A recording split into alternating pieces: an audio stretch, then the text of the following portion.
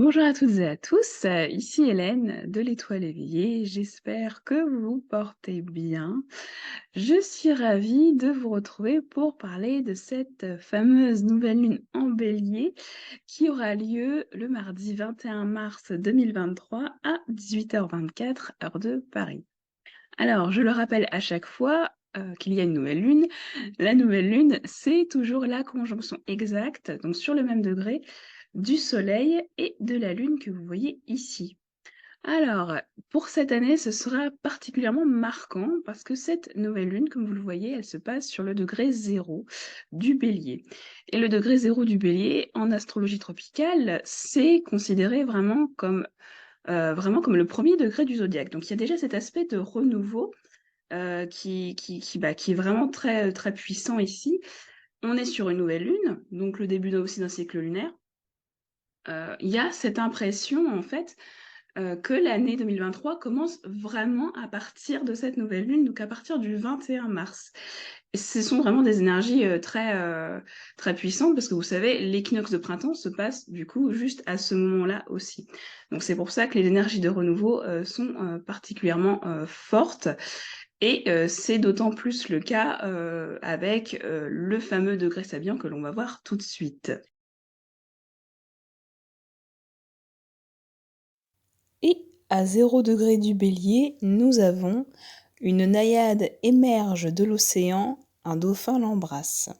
Ce degré annonce vraiment quelque chose de nouveau qui émerge, comme on l'a vu avec cette naïade. Il faut donc l'accepter et l'accueillir pleinement. On sent qu'il y a une nouvelle impulsion. En fait, on sort littéralement, j'allais dire, de l'eau des poissons pour naître à la vie et à son propre potentiel de manifestation. Il peut y avoir des nouvelles compréhensions et une nouvelle forme de conscience qui émerge également. Donc ce qui est conseillé évidemment, c'est d'accueillir la nouveauté dans sa vie et la voir comme une chance, une bénédiction et prendre confiance. Et enfin, se débarrasser entre guillemets de vieilles peaux pour renaître à nous-mêmes.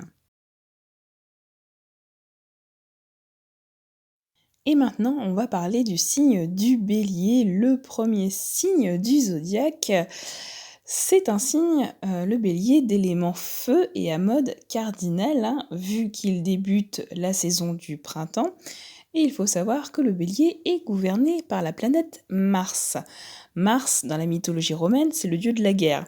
Donc c'est ce qui va donner au Bélier ce tempérament très énergique, dynamique, combatif, spontané. Et cette nature passionnée qu'on connaît, qui n'aura évidemment pas peur de se lancer dans quelque chose de nouveau, dire ce qu'il pense vraiment, donc beaucoup de franchise. C'est quelqu'un qui va, j'allais dire, penser par lui-même aussi, qui va, comment dire, agir dès que c'est nécessaire. Il va pas avoir froid aux yeux, comme on dit. C'est une personnalité plutôt affirmée, courageuse, enthousiaste, très réactive et ça peut faire, en tout cas quand le signe, j'allais dire, est bien équilibré, de très bons leaders et des gens qui, motivent les autres. Alors, dans les excès, par contre, le bélier, eh bien, il peut être, particulièrement impatient, du genre à foncer tête baissée sans savoir ce qu'il attend, hein, prendre des risques, de manière inconsidérée, faire preuve d'impulsivité, forcément avec Mars, hein, on a cet aspect de colère, hein, d'agressivité aussi. Ça peut être, de la violence, alors plutôt physique, mais ça peut être effectivement aussi de la violence verbale. Là, je parle vraiment pour le signe pas équilibré, hein, attention. Il y a aussi une forme, j'allais dire, d'intolérance. En fait, c'est pas comme le lion, par exemple. Le lion, vous savez, dans les mauvais aspects, il peut être un petit peu égocentrique, pardon, et se servir un peu des autres comme faire valoir, si vous voulez. Il va frimer, il va aimer qu'on le reconnaisse, etc. Il va en faire des tonnes. Le bélier, c'est pas vraiment ce tempérament-là. C'est plus que il n'a pas vraiment, entre guillemets, conscience des autres. Il est tellement incarné, il se sent tellement, j'allais dire, vivant, incarné en lui-même, si vous voulez, que... Et vu que c'est le premier signe du zodiaque, il n'a pas forcément conscience, en fait, que les autres, entre guillemets, existent.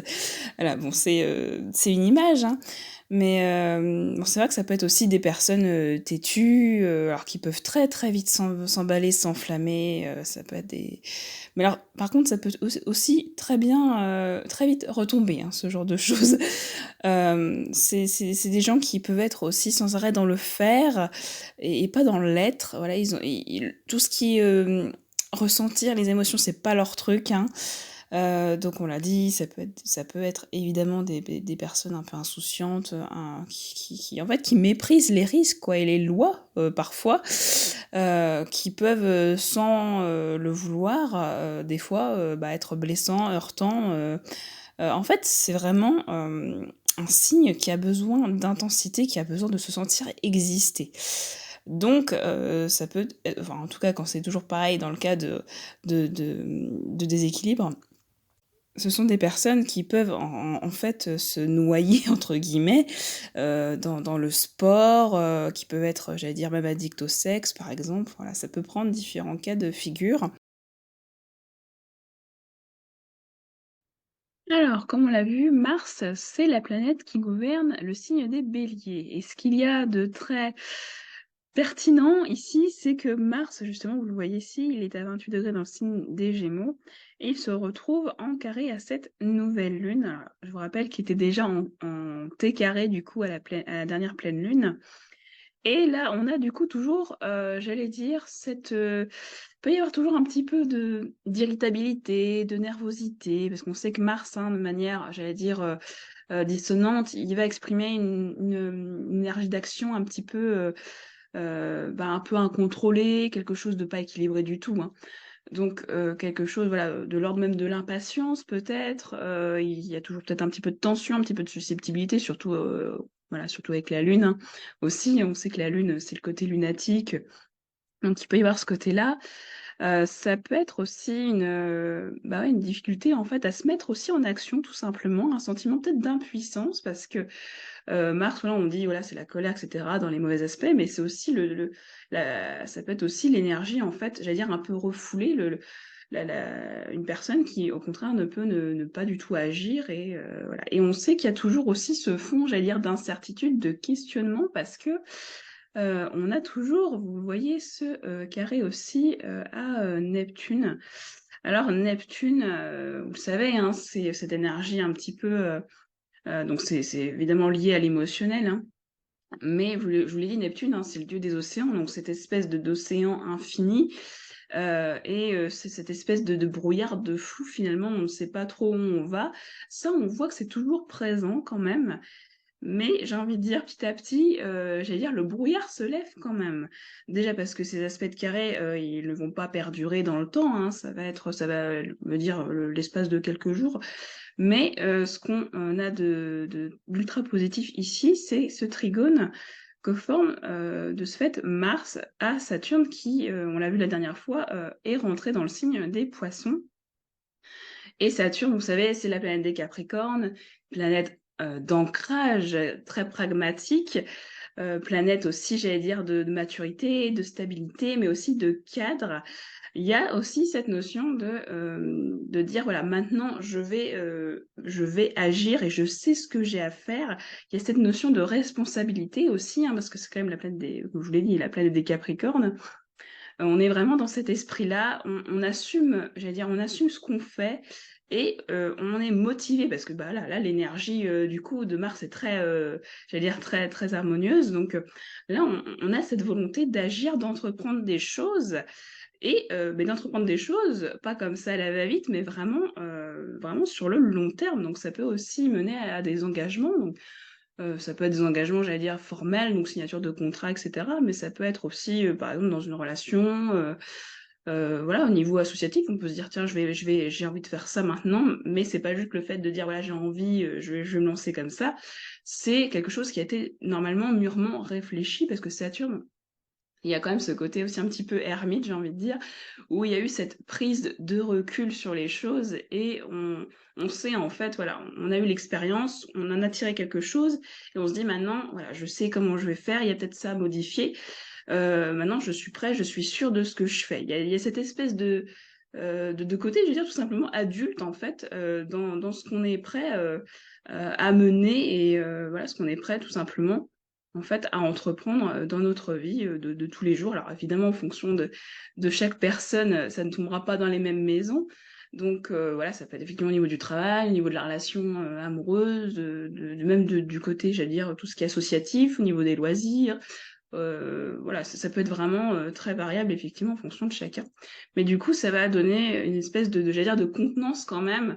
J'ai vraiment l'image en fait, si vous voulez, voilà, on marche sur un chemin qui est, voilà, on voit peut-être pas plus de 10 mètres, on va dire, parce qu'il y a toujours une espèce de petit brouillard qui est là et on avance, on sait au fond voilà, on est sur la bonne voie, mais effectivement, il y a toujours ce petit fond d'incertitude, ce petit fond de peut-être d'irritabilité, comme je disais, un petit peu de tension aussi. Mais on voit que petit à petit, en fait, le brouillard se lève et on y voit de plus en plus clair. Moi, j'ai vraiment cette vision-là. Et vous allez voir que cette nouvelle lune, elle nous promet vraiment de très, très belles choses. Vraiment, pour cette nouvelle lune, on voit qu'on est sur des énergies, comme je vous l'ai dit déjà, de renouveau, effectivement, mais il y a ce côté bonne fortune qui est là aussi, qui est très présent. On le voit très bien déjà de par la conjonction de l'astéroïde Amalthée à la nouvelle lune. Alors Amalthée, c'est la nourrice de Zeus. Et elle, en fait, elle le protège, elle a ce regard tendre, envers lui évidemment et c'est grâce à elle finalement qu'il grandit, qu'il s'épanouit, si vous voulez.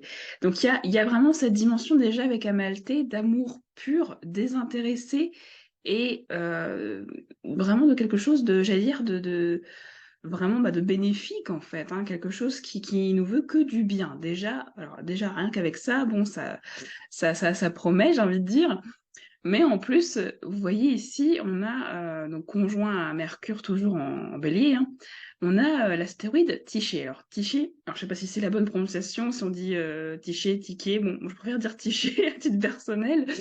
Alors elle est conjointe du coup à Mercure, on le voit et cette déesse, elle, bah, c'est la déesse tout simplement, du destin, de la destinée, de la chance, de la prospérité. Donc on est toujours, vous voyez, toujours dans ces mêmes énergies, hein. Et avec Mercure, c'est aussi, je vous l'ai dit, c'est l'intellect, c'est le mental. Il peut y avoir ce côté, j'allais dire, un peu coup de chance, comme ça. Alors, c'est pas forcément au niveau j'allais dire, des fulgurances, ça peut être le cas. Mais, par exemple, bah, je vous donne des exemples, voilà, tout à fait concrets. Si vous passez des examens, des entretiens à ce moment-là, eh ben, peut-être que vous aurez tout simplement les bons mots au bon moment, enfin, vraiment comme quelque chose de très fluide. Ça peut être aussi, bah, au niveau, bah, oui, parce que Mercure représente aussi ce côté, j'allais dire, commerce, hein. Peut-être des bonnes affaires, voilà, qui vont arriver, des promos que vous allez peut-être dénicher, voilà, vraiment, il y a cette notion toujours d'un petit peu ouais, de coup de chance, quoi, vraiment qui arrive comme ça. Et en plus, on a, conjoint alors cette fois, on est en Taureau, hein, avec Thalie, qui est conjointe, à Junon, dont on parlera un petit peu plus tard, à Vénus et au nœud nord. Et vous savez que le nœud nord, hein, c'est les objectifs d'évolution de l'âme. Et Thalie, c'est entre autres, donc c'est la muse de la comédie. Et son nom signifie littéralement la joyeuse, la florissante. Alors ça parle elle parle d'elle-même en fait, hein, Thalie, j'ai envie de dire. Et vu que voilà, c'est conjoint au nœud nord, le but en fait, c'est tout simplement d'être épanoui dans ce qu'on fait, d'être heureux.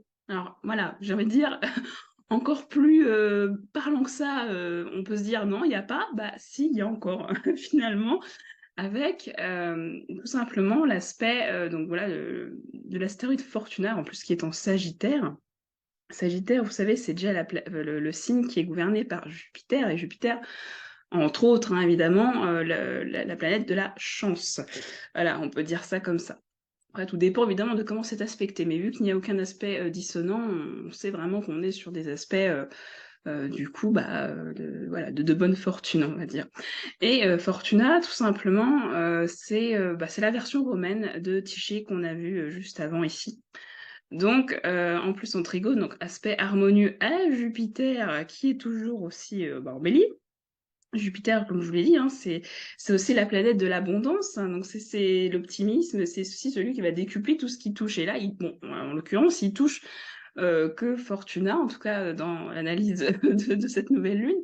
Donc c'est vraiment le déploiement de la chance et vraiment, alors ça peut faire un petit peu comme ça, trop beau pour être vrai, mais après tout dépend évidemment de ce qu'on en fait de cette chance, hein, naturellement. Ça vient pas tout seul et c'est pas quelque chose non plus, j'allais dire de: «Oh tiens, c'est le hasard, ça tombe comme ça». Non, il faut, j'allais dire, s'il y a déjà eu ce travail, de ce qu'il y a eu, enfin, en pleine, à la précédente pleine lune, par exemple, là, oui, ça viendra naturellement, j'ai envie de dire. Mais ça peut être des coups de pouce, mais c'est aussi une chose qu'on attire à soi, si vous voulez.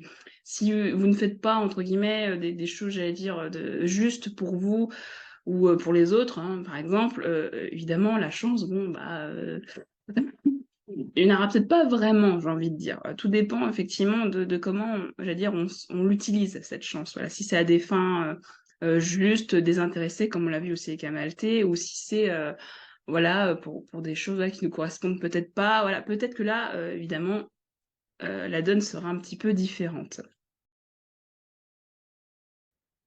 Pour cette nouvelle lune, on peut voir que la sphère amoureuse, ou du moins relationnelle, prendra une place importante. Déjà parce que la nouvelle lune que vous voyez ici, elle est, en maison 7. Elle se passe en maison 7. Et il faut savoir aussi que la maison 7, c'est la maison, des Balances, le signe opposé au Bélier. Et la maison 7, voilà, je vais quand même dire quand même ce que ça représente. C'est le domaine, bah, des relations en général, mais plus particulièrement, des relations, j'allais dire, de partenariat ou, de couple, hein, tout simplement, en fait. De couple officiel, reconnu par les autres, justement.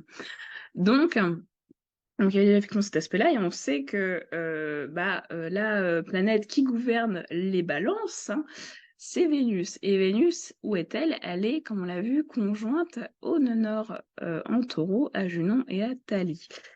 Et il faut savoir que Vénus, voilà, elle a cette, double casquette, j'ai envie de dire, elle gouverne aussi la planète des Taureaux. Mais, au niveau des Taureaux, elle va être plus dans quelque chose, j'allais dire, de corporel, quelque chose de vraiment physique. Elle est sur cet aspect de sensualité, et aussi quand même, faut bien, voilà, ça je pense que c'est important aussi de le préciser, Vénus en Taureau, c'est la fidélité incarnée. Alors souvent, alors sauf s'il y a des aspects contraires évidemment, hein, les personnes qui ont une Vénus en Taureau auront, auront tout simplement cet aspect-là chez eux, cette fidélité, j'allais dire à toute épreuve, hein. On est, sur, quand même le signe du Taureau, on est quand même sur le signe de la construction, hein, faut bien le rappeler. Donc, il y a déjà cet aspect-là effectivement et ce qui est, encore plus intéressant comme on l'a vu, c'est Junon. Alors Junon, c'est, la femme, tout simplement de Jupiter et elle représente tout simplement, les unions officielles, hein, donc et le conjoint, la conjointe, officielle comme on l'a vu. Ça revient à voilà, ça on voit j'allais dire le lien avec la maison 7 qu'on a vu juste avant et voilà, donc il peut y avoir du coup cet aspect, j'allais dire de alors pour ça que la sphère amoureuse peut prendre une place assez importante, j'allais dire, pour cette nouvelle lune. Mais il y a aussi parce qu'il y a forcément des gens qui ne se reconnaîtront pas à travers cet aspect-là, j'ai envie de dire. C'est, forcément, Vénus, voilà, qui représente aussi les valeurs, nos principes, aussi tout ce qui est lié, vous savez, à l'argent, donc nos investissements, par exemple. Mais aussi, bah, tout simplement, en fait, nos capacités, nos dons, hein. Donc c'est tout simplement le fait, voilà, si c'est conjoint en plus on honore, il y a cette idée de vivre justement, d'être épanoui avec Thalie, dans, bah, à travers ses dons, en fait, de les assumer, j'allais dire, à leur plein potentiel. Il y a cette idée-là, en fait, qu'on retrouve. Donc on a vu effectivement la notion de pardon, de construction de couple, hein, d'investissement même à 2, c'est possible. Donc peut-être un emménagement, une reconnaissance aussi du couple, hein, c'est possible. Peut-être qu'on était dans une relation un petit peu, j'allais dire ambiguë ou qui n'était pas très franche et on peut passer à tout simplement à une officialisation du couple. Alors là, ça peut être plutôt, voilà, sur les bons côtés, j'ai envie de dire. Mais vu que, donc toute cette, petit monde-là se retrouve en maison 8, hein, Maison 8, vous savez, c'est la maison des scorpions, la maison des transformations, des prises de conscience, des crises et des bouleversements. Donc voilà, c'est assez déjà bon, là, ça parle, j'allais dire de de soi là, à ce niveau-là. Et vous savez que le nœud sud ici, dans le nœud sud, c'est tout ce qu'on a acquis, c'est ce qui est passé en fait, hein. Et c'est ce qu'on a du coup à dépasser, à franchir pour évoluer et aller sur d'autres nœuds nord. Et là, le fait que ce soit en scorpion, bon, il y a toujours cette notion d'épuration, de transformation, et c'est encore plus marqué par ce qu'on a, vous le savez, ici. Alors Pluton, on va en parler tout de suite après, hein. Pluton qui s'apprête à rentrer dans le signe du Verseau et qui se retrouve de ce fait en T carré, donc en un aspect de tension extrême, j'allais dire, avec les nœuds lunaires et avec Vénus. Donc pour certains, effectivement, on passe par cette notion peut-être de rupture, de fin, hein, parce que Pluton représente la mort, hein, tout simplement. Alors ça peut être la mort symbolique, hein, évidemment, hein, ne vous alarmez pas non plus. Ça peut être la rupture d'un contrat aussi, tout simplement, hein, quelque chose. Il y a quand même aussi, alors vu qu'on a la lune noire qui rentre, j'allais dire aussi dans le game, si on veut, il y a cet aspect quand même de karma qui est assez fort. Donc peut-être au niveau d'une relation karmique, ce qu'on appelle une relation là qui arrive, des rencontres aussi qu'on a déjà eues dans d'autres vies, qui nous font travailler sur nous-mêmes et qui nous poussent justement à évoluer, à transformer quelque chose chez nous. Là, c'est un aspect aussi très fort. Alors évidemment, comme j'ai dit, ça parlera pas à tout le monde forcément à ce niveau-là. Ça peut être, comme je vous l'ai dit, au niveau de même de la façon peut-être de gérer votre argent, peut-être. Voilà, il y a vraiment de multiples possibilités.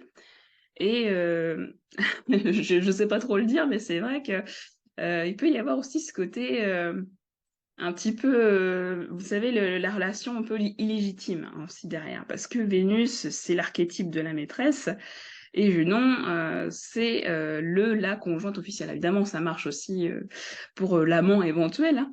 Évidemment, je pense pas que ça parlera pour tout le monde, cet aspect-là, mais c'est possible. Alors peut-être qu'il y a une fin à ce niveau-là.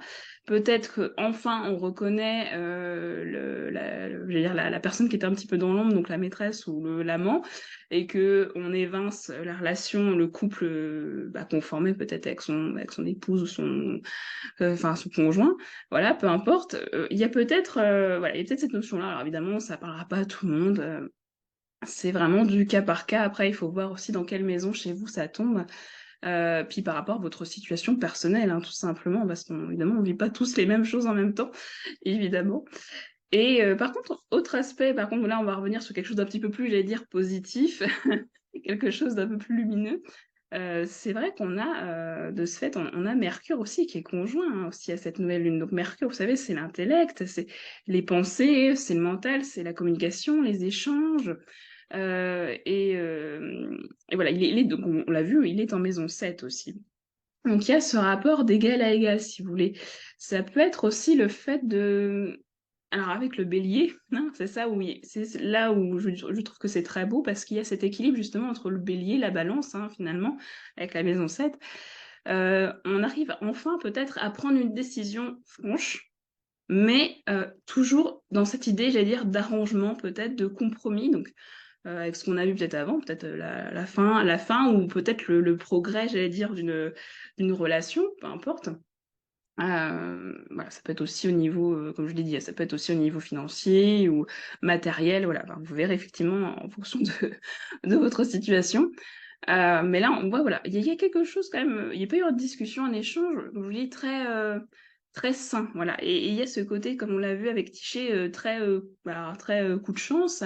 Donc le fait effectivement voilà, tout simplement d'avoir la chance de notre côté et d'être dans une certaine forme d'équilibre, de trouver un arrangement, parce qu'il y a aussi le côté justice. Ça pourra peut-être parler à certaines personnes aussi. Peut-être qu'il y a des arrangements, des contrats, tout simplement, qui vont enfin être signés. Voilà, des coups de chance, des choses qui arrivent, qui vous pensiez qu'ils n'étaient plus possibles, par exemple. Ça peut être même voilà, même pour emménager dans une maison, pour un contrat de travail, du coup, tout simplement pour le couple. Enfin, voilà, vraiment, ça peut prendre différentes formes, mais on est vraiment sur cet aspect de donnant-donnant avec Mercure et Tyché. Alors, dernier point de cette, nouvelle lune, c'est l'entrée, très attendue, si on veut, de Pluton dans le signe du Verseau. Alors là, normalement, c'est quelque chose dont on entend parler, depuis, déjà plusieurs mois parce que c'est quand même un événement, je vais dire un événement mondial, en tout cas qui promet énormément de bouleversements et il faut savoir déjà que Pluton, vous le savez, déjà on l'a vu, hein, c'est la planète des Scorpions et c'est aussi une planète dite lente, hein, parce qu'elle fait le tour du zodiaque en, dans son 248 ans, il me semble et elle a été découverte seulement en 1930, hein, donc c'est sa découverte est assez récente finalement et on ne le savait pas évidemment à cette époque-là, mais il faut savoir que Pluton, pour vous donner un petit indice, hein, voilà, Pluton était, dans le signe, du Verseau au moment de la Révolution française, hein, donc il y a quand même voilà, ça peut annoncer alors là, on a des événements effectivement, extrêmement, bouleversants, et encore là, c'est un euphémisme, j'ai envie de dire, avec, toute cette violence, qui en a résulté évidemment, hein. Mais voilà, donc c'est juste pour vous donner un petit peu, l'idée. Alors Pluton, il va du coup, rentrer voilà, dans le signe du Verseau et il va annoncer, de ce fait de grands changements au niveau, de la société, au niveau de l'humain. Ça va être sur les notions, comme on l'a vu avec le Verseau, c'est vrai que ce sont des on pourrait l'assimiler le Verseau un petit peu à la devise française. C'est ce côté, liberté, égalité, fraternité, la devise. Donc peut-être ces notions-là vont être, j'allais dire, revues au goût du jour et peut-être pas dans la douceur parce que, avec, le Verseau, vous savez, hein, sa planète maîtresse, c'est Uranus et Uranus a, elle, été découverte quelques années avant la Révolution française, hein, c'est pour dire. Il peut y avoir cette notion vraiment de révolte, de révolution même, hein, effectivement. En tout cas, il peut y avoir de grandes avancées, en tout cas on l'espère, au niveau de la société et au niveau du coup de ces notions, j'allais dire de fraternité, de liberté, d'égalité. En fait, il y a c'est en fait, l'humain va devoir, se remettre en question, tout simplement, en fait. Et là, c'est vrai que ce que je n'ai pas exprimé, c'est que ça pourrait aussi, indiquer de grandes transformations, de grandes, découvertes au niveau scientifique. Parce qu'on sait que, le Verseau est aussi assimilé à tout ce qui est nouvelles technologies, et aux sciences. Peut-être des grands, du coup, des découvertes qui vont transformer, je vais dire le destin peut-être de l'humanité, hein, d'un collectif en tout cas. Peut-être que, ça peut annoncer beaucoup de choses. Alors, il y en a qui sont plus sur le j'allais dire sur, au niveau des astrologues, qui ont plus cette vision, j'allais dire, négative, comme, par exemple le fait que les nouvelles technologies, tout ce qui est robots, intelligence artificielle prendrait le dessus sur l'homme. Il y a quand même voilà, une autre, partie des astrologues qui, eux, pensent plutôt, j'allais dire, à ce côté progressiste. Bon, évidemment, on préfère voir l'eau, je veux dire pardon, on préfère voir le verre à moitié plein qu'à moitié vide. Pour moi, Pluton, évidemment, tout dépendra des aspects au fur et à mesure qu'il va avoir, dans le signe du Verseau. Mais évidemment, pour moi, c'est plus le symbole de grandes avancées au niveau social, mais qui peut effectivement se passer dans peut-être dans la violence. Voilà, bon ça peut effectivement être le cas, mais les nouvelles technologies peuvent aussi aider l'humain justement à, progresser, j'ai envie de dire. Donc c'est voilà, c'est ça j'allais dire le point de vue peut être très personnel en fonction de comment on voit les choses. Bon il faut savoir aussi que Pluton, il va pas rester pour l'instant définitivement en Verseau. Il va le faire quand que fin 2024. Là, d'ici là, il va avoir pas mal de rétrogradation. Il va revenir en Capricorne. Donc on aura à nouveau ces aspects de, j'allais dire, de travail, d'épuration encore plus à faire sur soi déjà, mais aussi au niveau d'un point de vue collectif, hein. Le Capricorne, vous savez, c'est vraiment tout ce qui est très structurel, ce qui évoque les lois. Donc à mon avis, il y aura quand même, pour ça que je dis qu'il y aura vraiment, à mon avis, beaucoup de transformations à ce niveau-là. Et là, l'entrée future, le 23 mars, de Pluton en Verseau, ça annonce plutôt les prémices, un petit avant-goût, si vous voulez, de ce qui pourra être d'ici 2024. Et il faut savoir que Pluton après, c'est novembre 2024, il me semble qu'il rentre en Verseau. Voilà, il va y rester jusqu'en 2044, donc 20 ans. Voilà, donc on va être vraiment sur quelque chose, sur un cycle extrêmement long. Mais voilà, pour moi, c'est plutôt quand même, j'allais dire positif parce qu'il y a toujours besoin de toute façon de changement, d'épuration. Voilà, après évidemment à voir en fonction après, au fur et à mesure des différents aspects que Pluton formera, aux planètes, aux différents moments, de sa position en Verseau. Cette nouvelle lune, on l'a vu, elle sera particulièrement marquante et je pense même la plus marquante de cette année 2023, de par, on l'a vu juste avant, l'entrée de Pluton en Verseau, qui annonce de grands bouleversements, de grands changements, même si ce sont que les prémices, hein, si on veut. On est sur voilà, on est sur le tout début du signe du Bélier, donc le Bélier, on l'a vu, hein, c'est aussi un signe de feu et de spontanéité, de dynamisme. Donc il y a cette volonté aussi d'agir, hein, vraiment pleinement. On est sur une notion aussi, ce qui est très, je trouve très sain, on est sur une notion d'équilibre justement avec ce côté très affirmé, très franc du Bélier et en même temps ce côté beaucoup plus, j'allais dire médiateur, beaucoup plus diplomate aussi de la Balance. Donc on est, dans quelque chose de plutôt harmonieux et on l'a vu aussi, la chance vraiment, sera de notre côté, en tout cas si, j'allais dire si on je vais dire si on fait tout pour l'attirer, mais en quelque sorte, si on a bien travaillé sur nous, il y aura normalement pas de souci à ce niveau-là. Comme je vous l'ai dit, il y aura peut-être encore effectivement, de l'épuration, hein, avec la lune noire aussi qui est en T-carré au nœud lunaire et aussi en carré à Vénus. Bon, ça c'est fort probable, ça ne concernera pas tout le monde. Heu, Moi j'ai vraiment cette, enfin comment dire? Si on devait résumer, cette, nouvelle lune, je prendrais, tout simplement l'image, vous savez, la carte, dans le tarot de la roue de la fortune. C'est vraiment ça. Il y a cette notion de changement, de mouvement, de nouveaux cycles, de transformation aussi qui est inclus avec cette carte-là. Enfin après, il faut regarder un petit peu au niveau des significations, mais vraiment, je trouve que c'est une carte qui correspondrait très bien, par exemple, à cette nouvelle lune et il y a ce côté aussi très optimiste, pardon, et bienveillant, donc pour notre progrès, pour notre épanouissement personnel. Donc on l'a vu aussi au niveau amoureux, ça dépendra évidemment de chaque personne. Mais ouais, il y a cette notion, j'allais dire, de ouais, de chance, d'espoir, on ose enfin vivre. Il faut oser vivre ces transformations parce qu'elles seront bénéfiques pour nous, dans tous les cas. Voilà. Bah, du coup, je vais m'arrêter là. C'était Hélène, de l'Étoile éveillée. J'espère, que cette vidéo vous aura parlé, que, évidemment, elle vous aura plu. N'hésitez pas, dans tous les cas, à vous abonner si ce n'est, pas encore fait, à aimer la vidéo, à commenter, hein. Je prendrai, beaucoup de plaisir à vous répondre. Et aussi, bah, si ça vous intéresse, vous pouvez aussi venir, vous abonner, suivre la page, Facebook tout simplement, voilà.